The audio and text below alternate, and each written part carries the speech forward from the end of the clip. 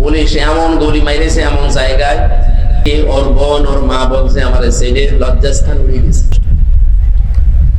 বীর মুক্তিযোদ্ধা, বাংলার কৃতি সন্তান, যাদের মাধ্যমে আমরা স্বাধীনতা পেয়েছিলাম কিন্তু ভোগ করতে পারি নাই। এখন আমরা স্বাধীন দেশেও যেহেতু পরাধীন ছিলাম, এখন আমরা স্বাধীন হয়েছি। স্বাধীনতা কাকে বলে এখন আমরা টের পাচ্ছি। সামনের একেবারে 100% ফল পেতে হলে আল্লাহর কোরআনে কারিমের বিধান লাগবে। অনেকের প্রশ্ন যে কোরআন যেখানে নেই সেখানে মানুষের স্বাধীনতা নেই। হ্যাঁ আছে, 100% নেই। আপনি পৃথিবীতে উন্নত রাষ্ট্র যাদেরকে আমরা মনে করি, সিঙ্গাপুর, ওরা কোরআন আল্লাহর কিতাব বিশ্বাস করে না, কারণ ওখানে 100%-95% অমুসলিম।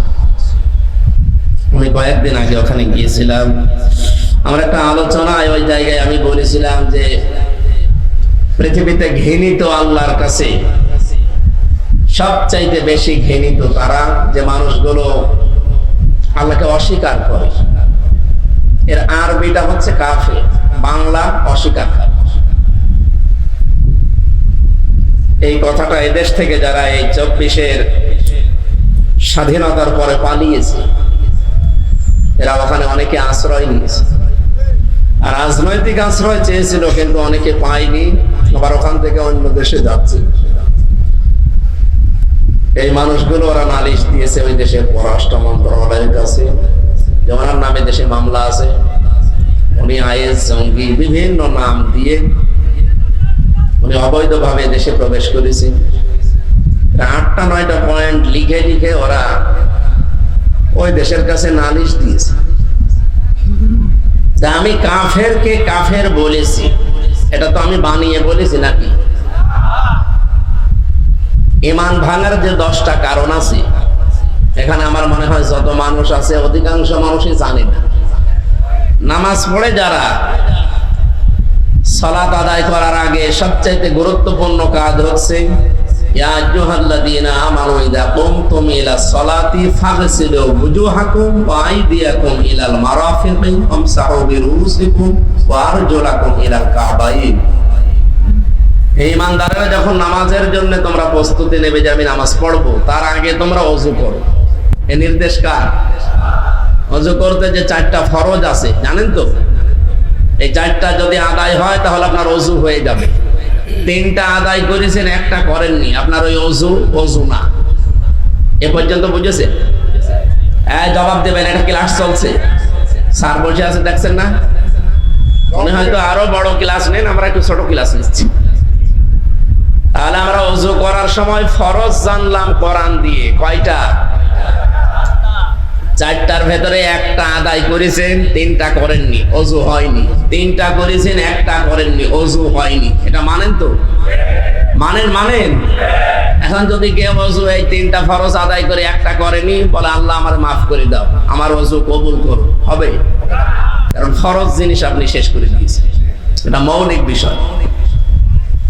2 নম্বরের বিষয় হচ্ছে ওযু করার পরে ওযু থাকবে তা না। 7টা কারণে ওযু নষ্ট হয়ে যায়। কয় কারণে?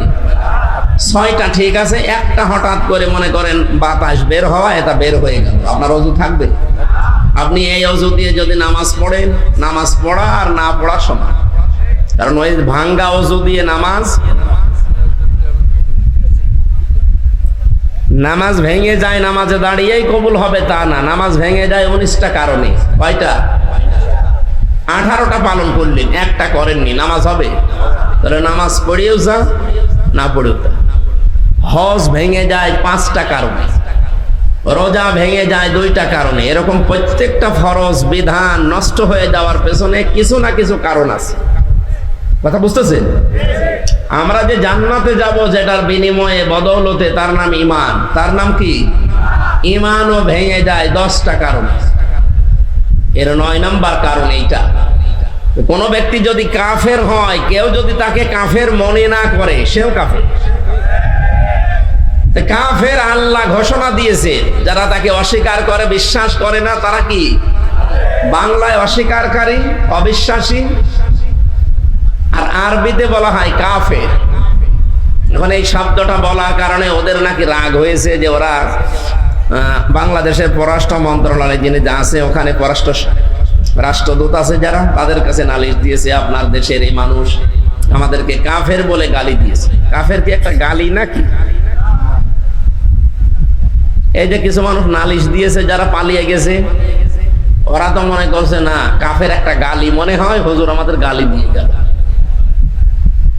আমি তো এই পয়েন্টগুলো 10টা বলেছিলাম যে নামাজ ভেঙে যায়, ওযু ভেঙে যায়, রোজা ভেঙে যায়, ইমানও ভেঙে যায়। তার ভেতরে 9 নাম্বার এইটা, কেউ যদি কাফের হয় তাকে আপনাকে কাফের মনে করা লাগবে।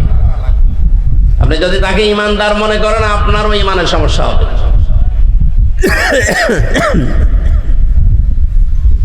আমি বোঝাতে চাচ্ছিলাম এইটা যে ওই দেশে কোরআন কারিমের নিয়ম নেই। হ্যাঁ, মানুষের তৈরি করা নিয়ম নীতি আছে, আইন যা বানায় সেগুলোর বাস্তবায়ন আছে, এই জন্য চলাফেরা করে শান্তি আছে।